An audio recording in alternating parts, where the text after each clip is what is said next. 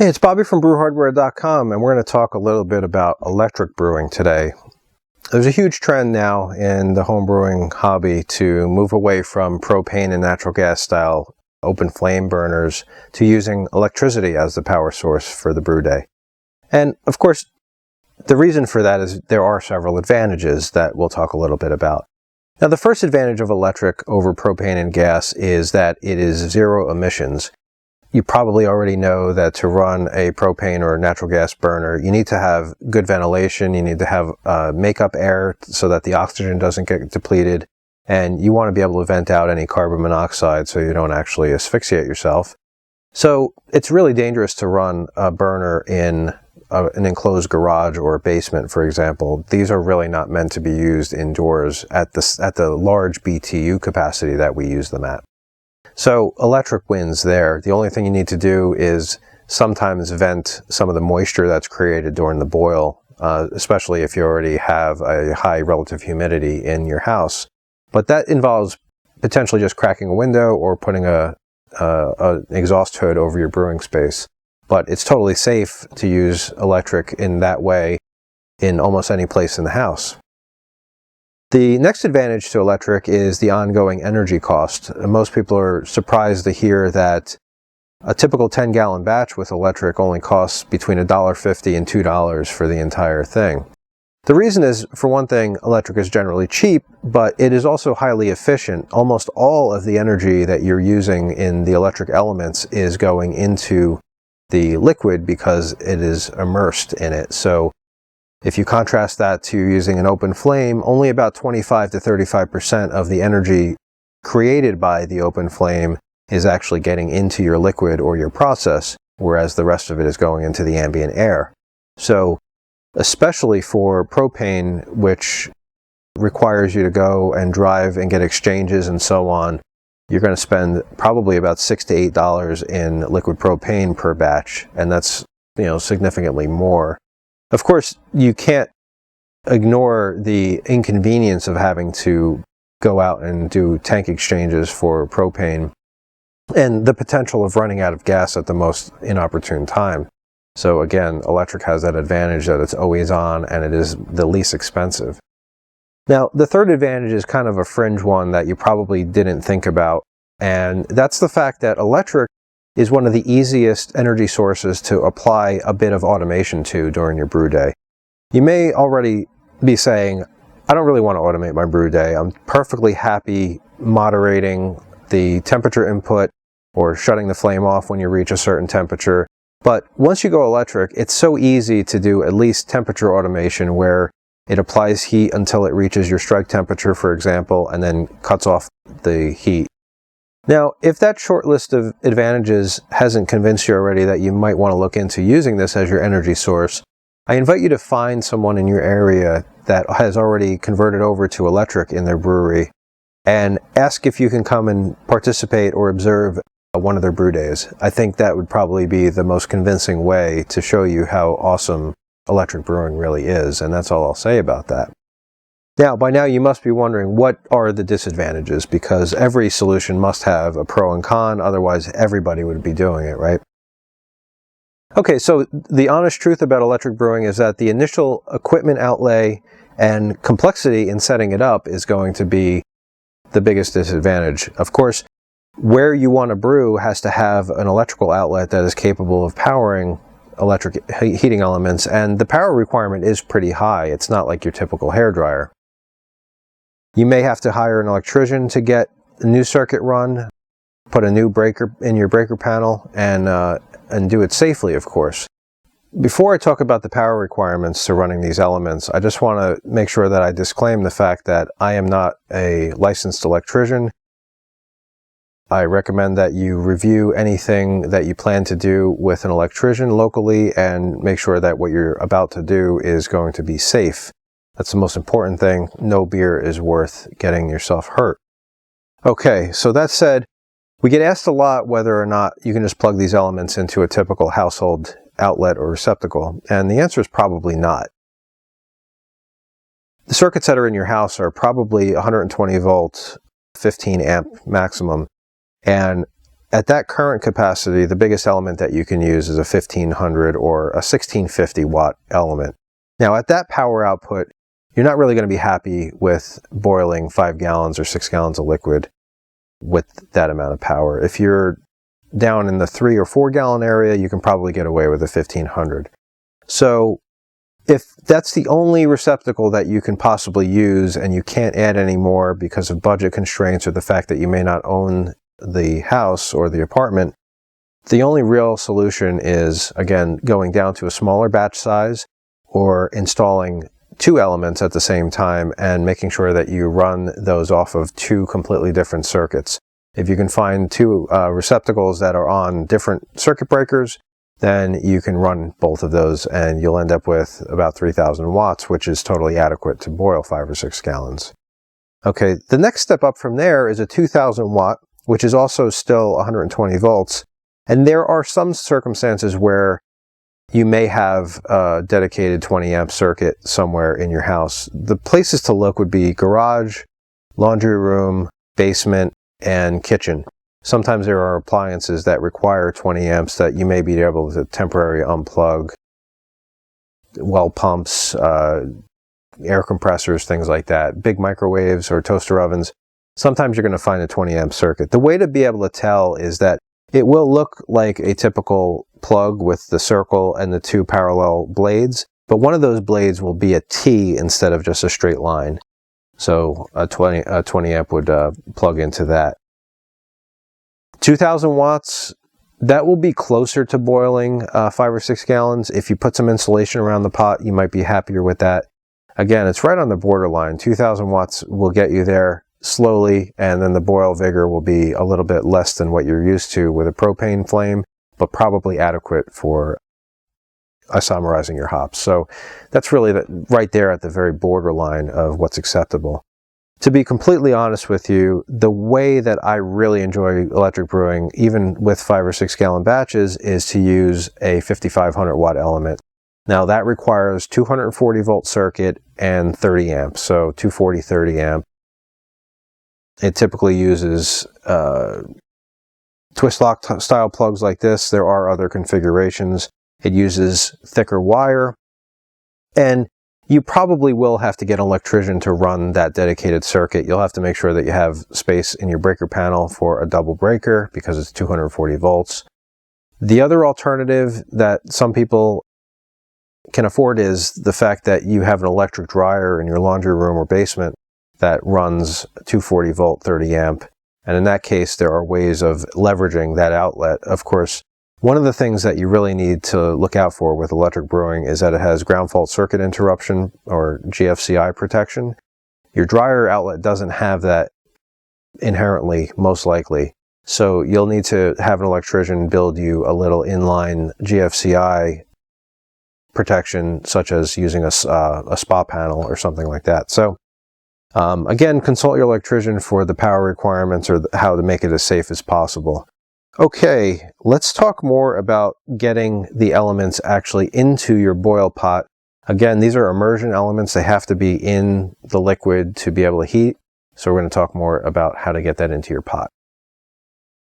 Okay, so we talked about the advantages, some of the power requirements and things, but really what brewhardware.com does is work on custom solutions for actually getting the heating elements into your boil kettle.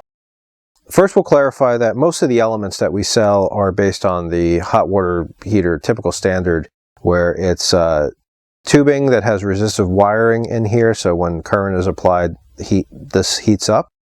It's welded into a screw-in base. This is 1-inch pipe thread, or it's actually MPS, straight thread.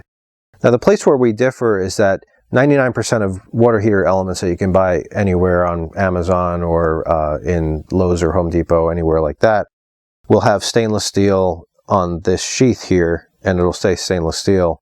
But the screw-in base is nickel-plated steel, which will eventually rust even as soon as 1 or 2 batches into use.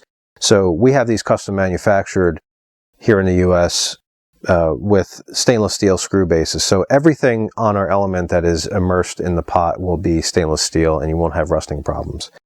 Okay, so we talked about the fact that all of these elements have 1-inch MPS thread on the screw-in base, but your boil kettle or hot liquor tank probably doesn't have the equivalent female thread on it. So one of the things we work on is making this easy to install in your pot. Now, the most inexpensive and simple way to install an element into your pot is to drill or punch an 1.25" hole in the side, down on the bottom sidewall of the pot.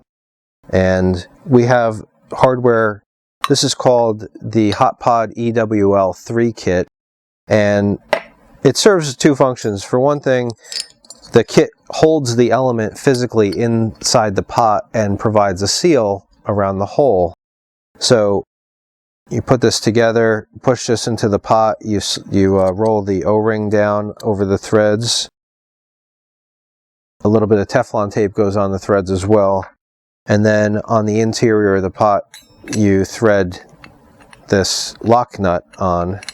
And there's a groove on the inside of this lock nut that keeps the O-ring from popping out or squeezing out of place when you tighten this up. So that's in the pot now, like that. You make all of your wiring connections and you thread on the protective cover like that. It's got a built-in cord grip to keep the cord from being pulled and pulling on the heating element terminals as well. And most importantly, it's got a stud on the inside for providing earth ground. So the green wire that comes in on your cable attaches to that. And because the ground stud is on the canister, when you thread this all together, it conveys the ground through the canister into the pot, into your wort, and it's more safe that way. So that's the most inexpensive way of doing it. Again, you're not really expected to take this out of the pot on a regular basis. You're going to clean this in place. But again, it's easy to do. Most people, as long as you can drill an 1.25" hole, then for the most part, it's pretty easy to do. Now, a slightly more elegant or elevated method of installing a heating element is using our HotPod ETC line of hardware. And this has the element install into the canister with a tri-clamp or tri-clover adapter built into it or welded onto it. So this element is actually threaded into this adapter here, and now this whole unit can be inserted into the pot, and this flange can be installed with a clamp. So it's more of a modular or removable method of putting this element into the pot. It allows for more deep cleaning of the pot as well as the element on an occasional or every batch basis. The newest option combines the heating element itself with the install method and the electrical protection, but it adds the advantage of having a disconnect right at the pot for people who don't want the wire, hanging off of the pot all the time. For example, if you wanted to carry your kettle over to a slop sink to be able to clean it out, you don't have to drag this cable along with it. So this has the heating element tubes directly welded into a TC flange, and it's got the L6 30P twist lock configuration, the electrical blades on here. So when you have the mating L630R on the end of a cord, then this goes together like that, and then you twist to lock it. So this basically is the kettle wall right there, and you've got this nice, clean, molded plastic look to it. So that's newly available. We also offer these cords to have this nice streamlined look. And this element is available in 5500 watt 240 volt. And we also have the same configuration, but in a 1650 watt 120 volts. So a lot of users that, again, are limited to apartment brewing, then you can run two of these in a single pot and run them to two different 15 amp circuits wherever you need to in the house. Now, in order to make it consistent and use a locking plug, this is also an L6 30P configuration. So you're going to use the same kind of receptacle end on your cord. It's just a matter of convenience in manufacturing, but it still works really well for having a system that is easily disconnectable. Now, the requirement of using the Hot Pot ETC series, whether it be the 2-inch flange or the 1.5-inch flange, is that you need the mating flange installed in your pot already. So you need a TC port on the pot. Now, some manufacturers offer their kettles with TC ports put wherever you want them, so you can order it with the port already installed. But we also offer ways of retrofitting your pot with a TC port. Now, the most common, or I should say the original way of getting them in, is to use a weld ferrule. The advantage of this is that the fitting itself is a few dollars. It's very inexpensive. These are super common. But the disadvantage is that to get this done right, in a way that you'll be happy, you're going to have to pay quite a bit in labor to actually have this done. You look to spend about $30 to $50 to get this welded into your pot from somebody that actually knows what they're doing. So low cost hardware, high cost labor for this method. Now, several years ago, we came up with a more do-it-yourself friendly or method of installing this. These are solder-on flanges that have a really wide base on them, so that's the surface area that it contacts the pot. These are surface mounted rather than press fit or anything like that.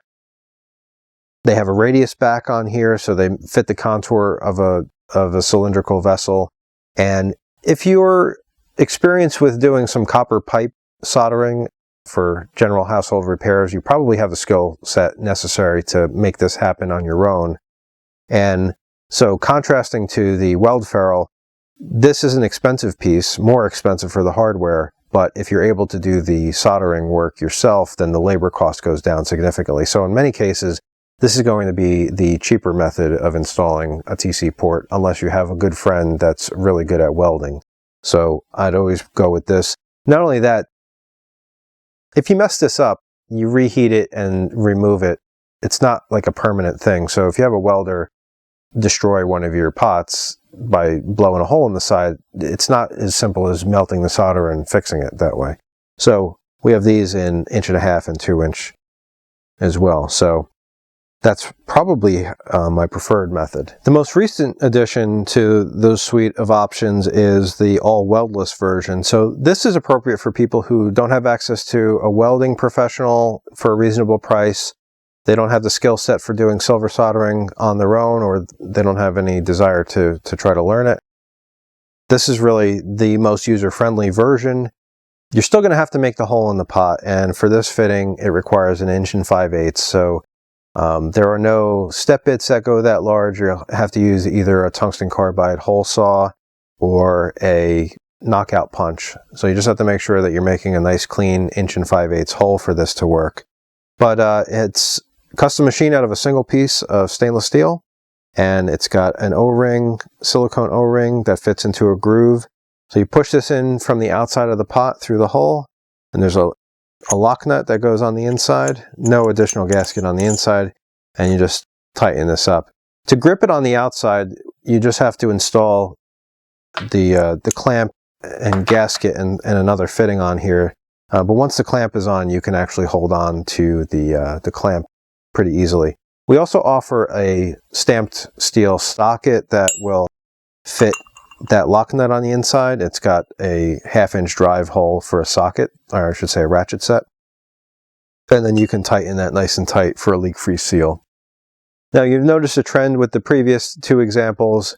As it becomes easier to install, the price of the hardware goes up. So this is the most expensive of the three options from a hardware perspective, but it doesn't require as much skill to actually do the install. So again, if you want to count labor as a cost, then it's the lowest labor cost with the highest hardware price.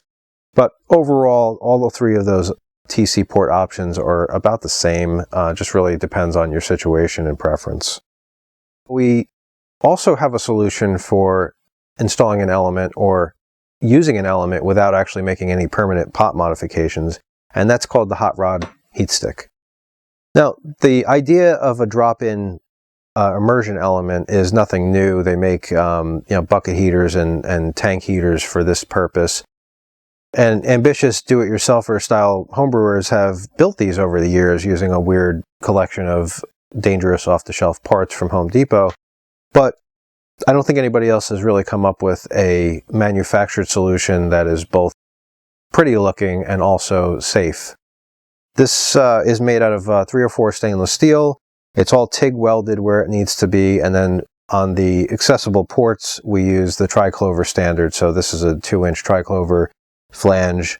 The element threads into an adapter using silicone O-rings. So this is all liquid tight. It's repeatably liquid tight, so when you need to take this apart for any servicing or if you ever need to replace the element. We also offer some pre-wiring services on this particular unit, and you can see those on the website. But I'll just talk a little bit about the features of this unit. Again, it's based on a 2-inch triclover. There's plenty of room in this canister to make your wiring connections and kind of stuff the wires down into here. It's got a hanging clamp here that is height adjustable, so you just loosen this wing nut and you can slide this down. It's a crude but effective method of just supporting the weight of the unit. It will latch onto the side of your pot like that, and it'll just hold it upright. It'll keep the cord from pulling it over or having the element actually physically rest on the bottom of the pot. Not that big of a deal, but it's just a way of kind of neatly tucking it to the side of the pot. We do offer several different bend configurations at the top here. We bend these in-house, so this is the 90-degree bend. It offers enough height here to install this into a Sankey keg, for example, or like a 25-gallon pot. Another option is to do a 170-degree bend. This is almost a complete shepherd's hook.